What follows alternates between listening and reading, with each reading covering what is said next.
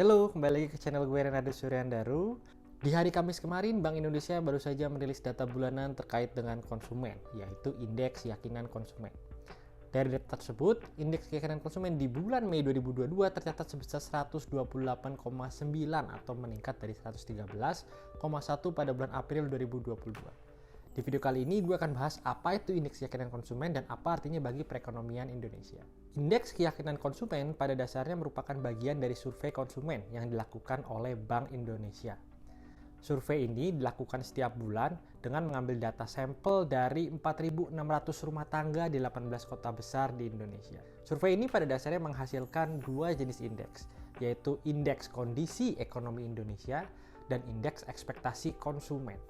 Kalau misalkan nilai indeks ini berada di atas 100, berarti responden saat disurvei mereka memiliki persepsi optimis terhadap perekonomian ke depan. Dan jika di bawah 100, maka konsumen memiliki persepsi pesimis terhadap kondisi perekonomian ke depan. Nah, indeks keyakinan konsumen itu adalah rata-rata dari nilai indeks kondisi ekonomi Indonesia saat ini dan indeks ekspektasi konsumen. Biasanya memang ekonom atau pengamat ekonomi akan berfokus ke indeks keyakinan konsumen ini.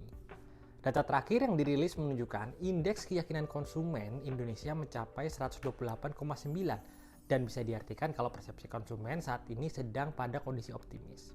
Nah, persepsi optimis ini didasarkan pada penghasilan saat ini, ketersediaan lapangan kerja, dan pembelian barang tahan lama atau durable goods. Dari grafik ini kita bisa lihat garis yang berwarna hijau di tengah menggambarkan indeks keyakinan konsumen. Di era pandemi 2020-2021, kita bisa lihat kalau konsumen memiliki persepsi pesimis terhadap perekonomian. Setelah adanya pelonggaran PPKM di pertengahan 2021 dan hingga saat ini, ekonomi mulai bergerak dan kepercayaan konsumen pun meningkat.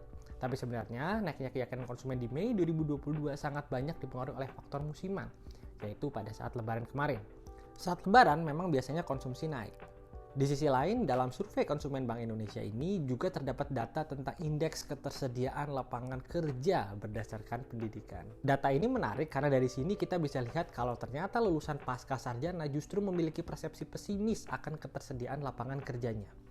Sangat berbeda dengan persepsi optimis untuk lulusan SLTA dan sarjana.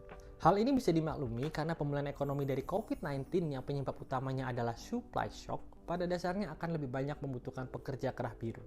Mereka ini adalah tenaga kerja lapangan, buruh, dan pekerja di sektor informal yang untuk kasus Indonesia sangat dibutuhkan dan berperan penting dalam proses perbaikan supply pada periode pemulihan ekonomi.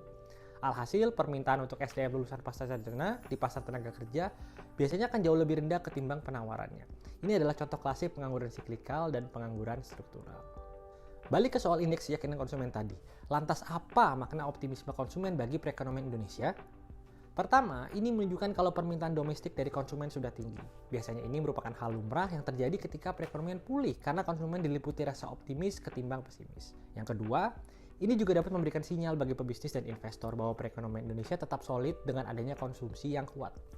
Sinyal solidnya perekonomian Indonesia ini juga didorong oleh laporan Bank Dunia dalam laporannya berjudul Global Economic Prospect Juni 2022 yang memproyeksikan pertumbuhan ekonomi Indonesia di tahun 2022 hingga 2024 akan berada di kisaran 5,1 sampai 5,3%. Angka proyeksi ini lebih tinggi dari proyeksi pertumbuhan ekonomi global di periode yang sama, yaitu hanya di kisaran 3%.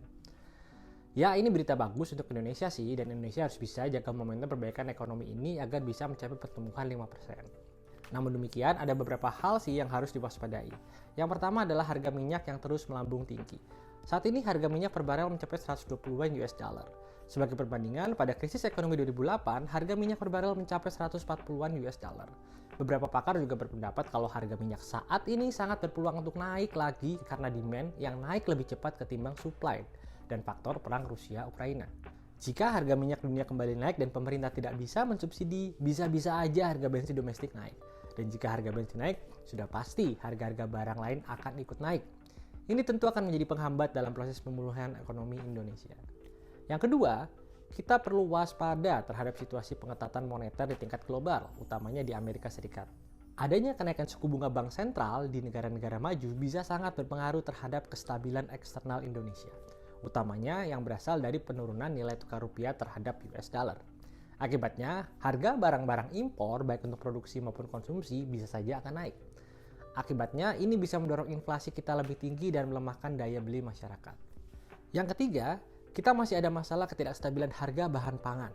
Harga minyak dan kebutuhan pokok utama dapur masih tergolong tinggi. Hal ini tentu saja akan mengikis daya beli konsumen dan masyarakat. Makanya penting banget buat pemerintah sebenarnya untuk tahu betul kondisi produksi serta distribusinya. Adanya kenaikan harga barang dan jasa sangat berpotensi untuk mengganggu momentum perbaikan ekonomi Indonesia saat ini. Akhir kata dari gue, ya nggak apa-apa sih indeks keyakinan konsumen naik, tapi menurut gue yang lebih penting adalah menjaga supaya konsumsi domestik tetap kuat dan solid. Dan perlu juga sih untuk kita antisipasi peluang resesi dari Amerika yang dikabarkan akan sangat dekat dengan waktu tibanya. Oke, sekian dulu video dari gue. Thank you for watching. See you in next video. Salam Rastok. Goodbye.